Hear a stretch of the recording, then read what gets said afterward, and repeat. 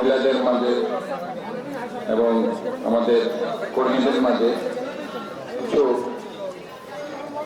চাল বিতরণ কর্মসূচি আছে এবং এই কর্মসূচিতে সভাপতি করছেন যুবদলের সভাপতি সালিম। আজকের অনুষ্ঠানে এখানে আমাদের মধ্যে উপস্থিত হয়েছেন। আমরা যখন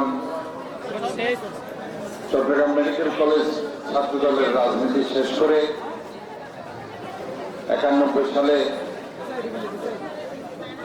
90 সালে ডাক্তার হয়ে 91-তে যখন পুরাদমে বিএনপির রাজনীতির সাথে সম্পৃক্ত হয়েছে, যিনি পশ্চিম বাকলিয়া ওয়ার্ডের ওই সময়কার সভাপতি হিসাবে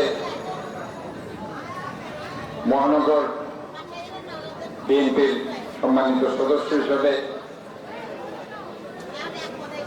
তিনি রাজনীতির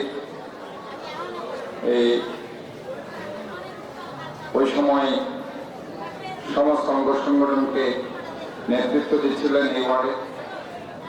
আজকে আমাদের মধ্যে বর্ষিয়ান রাজনীতিবিদ, বাংলাদেশ জাতীয়তাবাদী দলের মহানগর বিএনপির প্রাক্তন সদস্য, এই ওয়ার্ডের সফল সভাপতি আলহাজ নাসিরউদ্দিন সাহেব এখানে উপস্থিত আছেন এবং আমি ওনাকে ধন্যবাদ জানাচ্ছি। ওনার মাধ্যমে ওই দিন আমি এই ওয়ার্ড থেকে বিএনপির সদস্য হয়ে বিএনপির রাজনীতি শুরু করেছি।